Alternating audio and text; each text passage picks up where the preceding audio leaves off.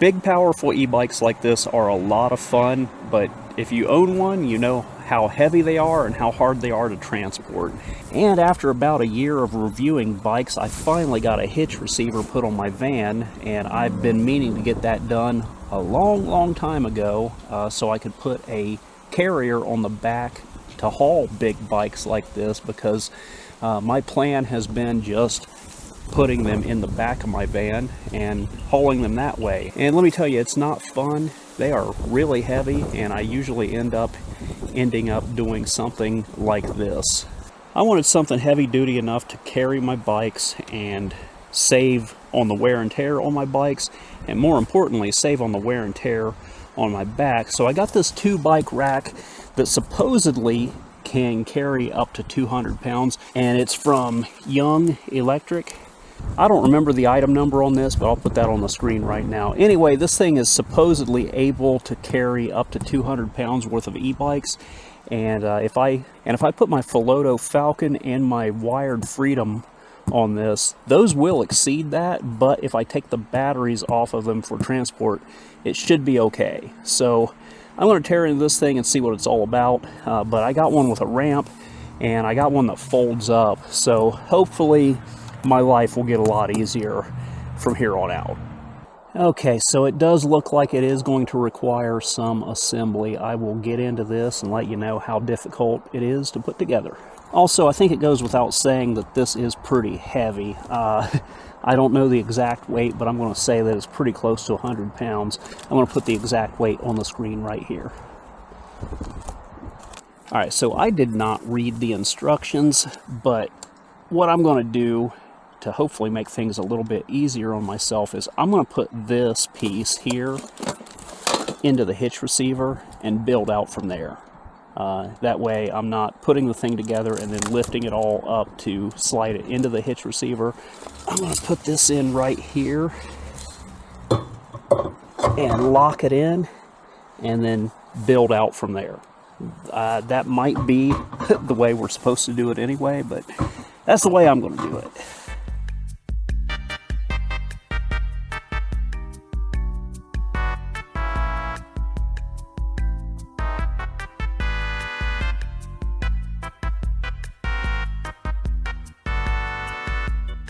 Okay, so putting this together was fairly intuitive. I got through putting it together on my own without following any instructions about 90% of the way, but I did make a few mistakes along the way, and I recorded it as the sun was going down and really didn't make the most professional looking video. So my best advice to you is to follow the video that Young has on this rack, and you'll have no problems whatsoever. It's actually pretty easy to put together. I did make one mistake putting it together, and that was that I put these black rails on upside down. There's a crossbar here that goes above the silver rail here, and I had it flipped over so that it was down underneath. It still worked. I was still able to load the bikes, but what happens is if you put these on upside down, these straps don't feed in properly. So just be aware of that. That was the only problem that I ran into. So like I said, follow the instructions on Young's video. The included written instructions are a little hard to follow. Like I said, I didn't need them for about 90% of putting this together, but the part where I did need them, the instructions are like little black line art on white paper, and it's just really hard to see and hard to make out the instructions. So watch the video, you'll have no problems. Anyway, this is the setup, and it's pretty stable. Like, there's some sway to it, but these are some ridiculously big bikes. These are about the biggest e-bikes you can fit on this setup, and I've taken it down the highway, no problem, and I've taken it down some country roads, and I've had no problems there either. You got to make sure that everything is cinched in very tight, so when you load the bikes in, make sure that these pull straps are tightened up very tight, and these center rails are what do all of the work for holding the bikes in place, and I'll go over that in detail as I load and unload the bikes. But the problem that I'm seeing with this system is that it blocks my license plate. So I'm going to come up with a different solution for mounting my license plate as I run this. I'm not exactly sure what I'm going to do yet, but I'm probably going to get like some twist nuts to be able to hold it on and take it off easily, and then come up with a way to either put it on here or maybe even on one of the bikes. I'm not sure yet. I haven't gotten to that part. I'll cross that bridge when I get there. The other problem is that when I got the bikes on here, they block my tail lights, but I've got a solution for that in the works. This is a lighting kit that also is sold by Young, and I haven't put it on yet because I just wanted to show the connectors in here. And this provided cabling just snaps right in here. You don't have to do any wiring. It's all done for you. And then you just feed this up to your hitch receiver plug, and you're good to go. This will just clamp on where you need it to go on the rack, and then it's just a matter of cabling the wire in, and it's just push pin connectors, easy peasy. So on to loading and unloading the bikes, and as you can see, I've got two really big heavy e-bikes. These are about the heaviest e-bikes you could ever possibly use with this system, so I'm really putting this thing through the ringer. I've got the Floto Falcon towards the front, and I've got the Wired Freedom towards the rear, and the way that I would load them is I would put the heaviest bike on the front and the lighter bike on the rear. The Floto Falcon is technically lighter than the Wired Freedom until you take the batteries out.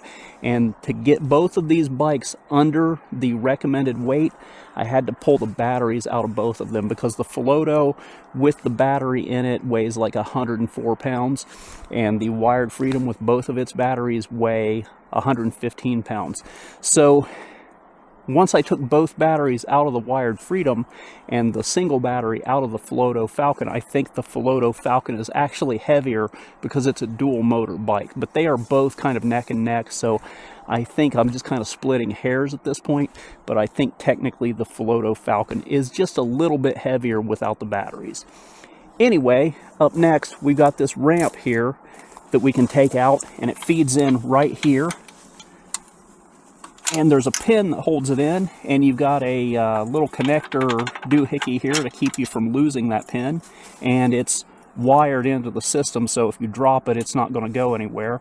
And then your ramp just slides out, and you've got a spot here where you can hook into your rail, and then you just unhook the bike and roll it off. And you've got these straps here,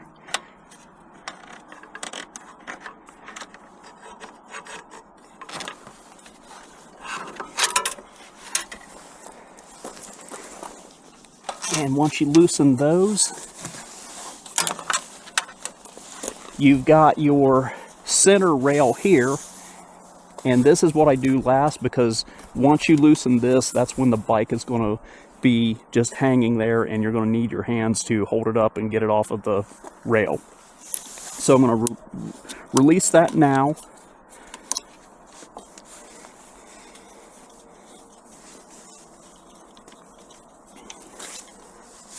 And I'm going to pull the bike out of the center rail. And I'm just going to kind of set this off to the side. And now the bike is ready to roll off.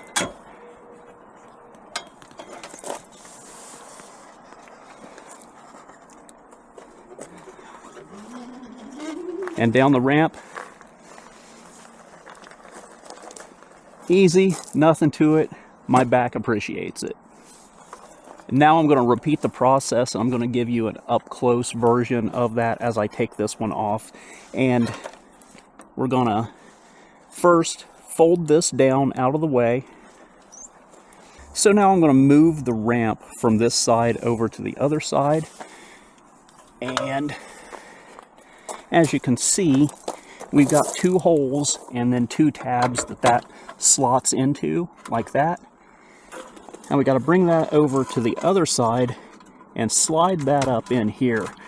Now this is a bit tricky because these are such big bikes, and I can't roll it forward anymore, and it takes a couple of hands to do this. And what I got to do is release, and I need to release this wheel strap so I can lift this up a little bit. So we got to release the strap anyway to get the bike off. So we just push down on that, pull that out, and that's fully released. Now what I'm going to do is release the strap here on the center point, just enough to be able to wiggle the bike back and forth. I don't want it fully off yet. So I'm going to leave this one just about like that so it just doesn't fall off of there. And I'm going to fully release the front wheel strap here. And pull that out just like that. So, back wheel released, front wheel released, center point here just loosely released. Now I should be able to lift the back wheel up enough to slide this up in there and fit those tabs into those holes. This is going to take two hands, so I'm going to put the camera down to do that. Alright, there we go. I got my ramp in there, and I got the ramp straightened up so that I can now roll the bike off of there. Nothing to it. Now all I got to do is release this fully, and it's still got these little clamper hands kind of holding it in place, but once I start moving this, it's going to be fully released and ready to come off of there. Okay, so I'm going to swing this out, roll it back.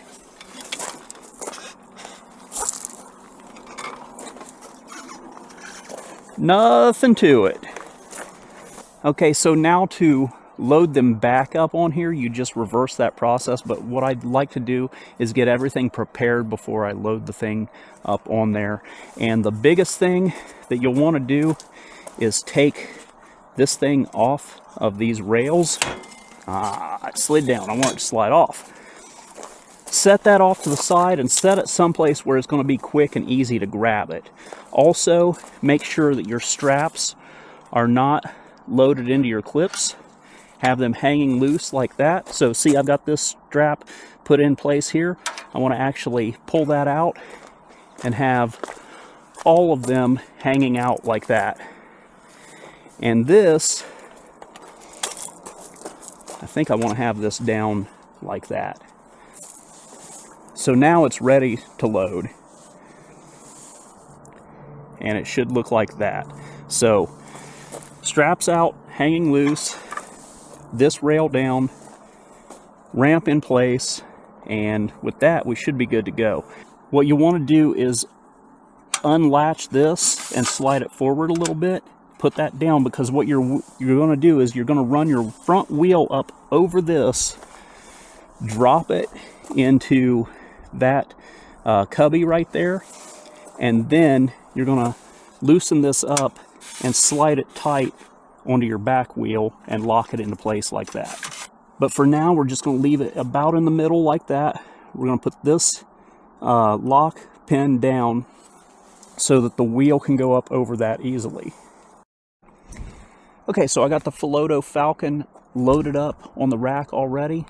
Now I'm going to load the wired Freedom onto the back part of the rack and show you the up-close version of how that's done. And I'm going to record as much of this with my phone up close so you can see how the straps and everything work. So pardon any kind of janky camera work here, but I've already moved the ramp back into place, and it hooks into place with these two slots that go into these holes here. And we're going to go up over this hump here with the front wheel. So what I'm going to do is slide that forward and just kind of have it ready, and then have this locked down out of the way because the wheel's going to go up over this. We want to make sure our straps are unhooked and hanging loose like that. So I got my second strap unhooked and hanging loose, and I don't know if I explained this already, but the way these straps work is they feed in through those release tabs there, and you just pull them down tight, and when you're ready to release them, you push this forward and pull the strap out, and it's a lot easier to do with two hands. Now, the most important piece of all of this is this thing right here. This goes on this center rail here, but for now, you want to have this center rail folded down out of the way like this, and then when you get the bike in place, you lift this up, and then this hole slides down over this rail, and you'll rest the bike into this little clamper spot here, and that gives you like an extra hand to hold everything in place. And this thing here does 90% of the stability work for holding the bike in place. These extra straps down here that strap onto the wheels, they're good, so extra like mounting points, but this thing here is what's going to do all of the work. So this is very important that you have this sitting someplace where you can grab it quick and easy. So what I'm going to do is just put it over here on the Filoto Falcon seat and have it ready to grab when I get the bike up in place there. So here we go. I'm rolling the bike up the ramp.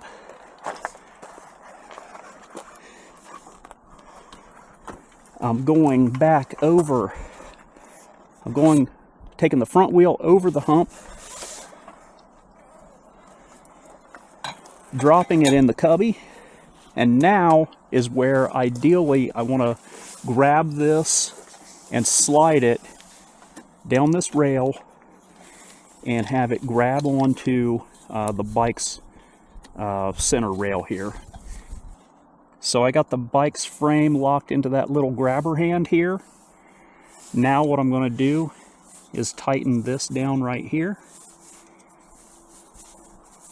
And now I'm going to take this strap and run it into this quick release clip right there. And now I can walk away from the bike. We're not done yet, but now the bike's not going to go anywhere. Now I don't have to have so many hands on the bike to make sure that it's being done. That it's not going to fall off, because it's not going to fall off of there now. But now what I can do is come down here, slide this back as far as I can, as tight against that wheel as I can get it, lock that down. Then I'll take this strap up and over the wheel like that, then come to the other side and push it down into the quick release and pull that as tight as I can. And then we're going to repeat that process for the front wheel up here. I'm going to grab this strap here, go up through the wheel like that, then come over here, push it down through there. Now we just got to pull that ramp out and put it in our travel spot, and we'll be good to go.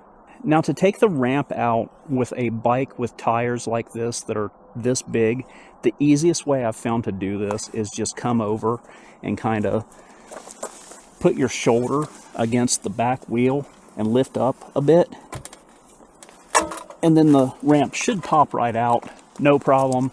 Easy peasy, and it's ready to go back on the travel position, and you can lock it back in place with the provided pin.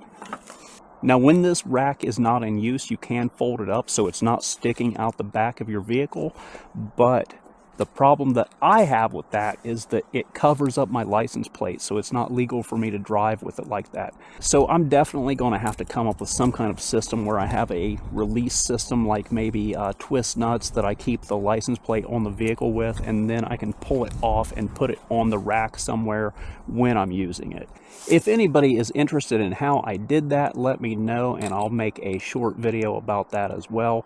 I haven't done it yet. My solution might suck. We'll see. But it should be pretty straightforward in coming up with some kind of solution for that.